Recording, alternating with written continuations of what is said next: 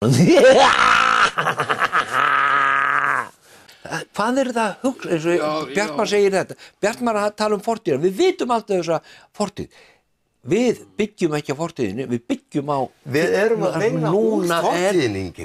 Já, nei, við þurfum að vinna ykkur inn í framtíðina. Já, við erum að vinna úr fortíðinni. Við erum að vinna úr þessu. Svo leiðinlegt. Það get ekki, þetta er svo leiðinlegt. Já, ok, það allt í lagi, sko.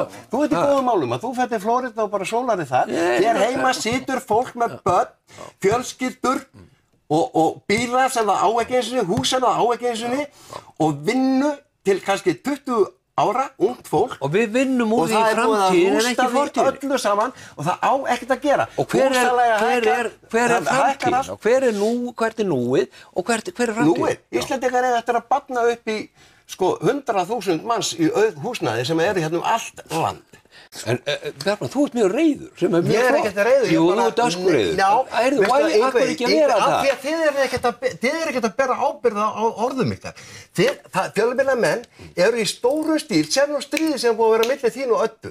Það er ekki stríð á milli mín og Öddu, ekki neitt. Vil ég segja okkur saman, vil ég bara vinna úr þessu sem er, því að við getum ekki gert þetta án fjölmiðlamanna.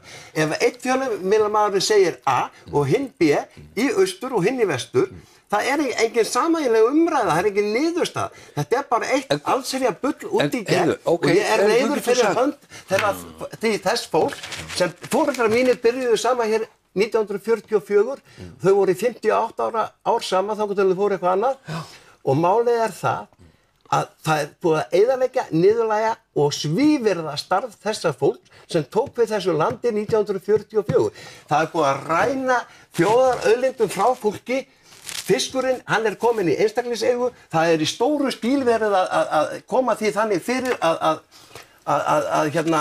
gufuaflsvirkjanir og fastvatnsvirkjanir fari í virkjanir og virka. Hvað kemur svo eftir? Það kemur þessi diplomatiska aðferð Alþjóðagjaldeyrissjóðsins að segja alltaf, þið eru á réttri leið, þið hlýðið okkur, þið eru svo hlýðið. Hvað viltu gera? Hvað vilt þú gera? Ég vil allavega að það verði tekið fyrir það að sjálftöku liðið stjórn í Íslandi eins og það gerir í dag. Það eru allir að stjórna sínum launum sjálfum, þú gerir það ekki af því að þú ert að reka fyrirtæki. En málið er það eru bara í skilanefndum bankana allstaðar er sjálftökulið sem eru lögfræðingar, það er lært í þessu, að smíða þeirra lögin í kringum launin sín sjálf. Hvað viltu gera? Hvað vil ég gera? Já, hvað viltu gera? Hvað sérðu fyrir þér Íslandbörnin þín og barnabörnin og annað og þeirra? Hvað sérðu? Ég bara sé barnabörnin mín ekkert hér á Íslandi. Nei. Ég sé bara íslensku þjóðina vera að fara bara í stóru stíl í gámum út. Húsnæðisverð hækkar upp úr öllu valdi, leigan hækkar upp úr öllu valdi og það eru þúsundir íbúða, tómar, ókláraðar, óbyggðar, óseldar hér á landinu. 3000? Já, Íslendingar eru hvað, 10 ára barn upp í það? Ég, sko, þarna hittir Bjartmar ákveðin svona kjarnamálsins, sko. Hann talar foreldra sína og við erum með kynslóðirnar sem koma undan okkur, sko, og byggðu upp þetta velferðarkerfi og byggðu upp með þjóðfélagsbaráttum sem þarna skapaði tiltölulega þjóðfélag sem tiltölulega mikið jafnrétti ríkti. Allir gátu sótt menntun og höfðu möguleika á að spjara sig. En við þurfum ekki að fara einmitt nema eitthvað 2-3 kynslóðir tilbaka. Og það er það sem ég var að segja í þessum skáldsögum þegar ég að lýsa sem sé sögu íslenskrar, þetta svona saga íslenskrar alþýðu.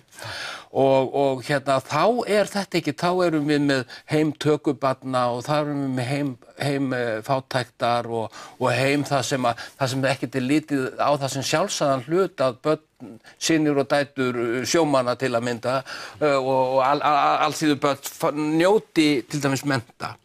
Og það sem við þurfum að horfa á núna, burtséð frá sko, hvað er að gerast í augnablikinu í bönkunum og hjá stjórnmálamönnum og svo framvegis, við þurfum að horfa á hvernig verður þetta einmitt fyrir sko, börnin okkar, hvernig verður framtíðin fyrir næstu 3 kynslóðir.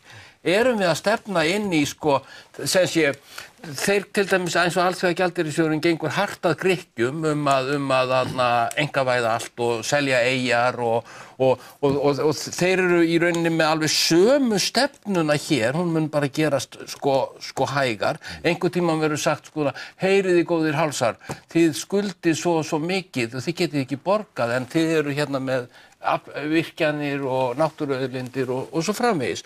Þannig að við verðum að horfa á svolítið mikið á það hvað við höfum og hvernig við nýtum það.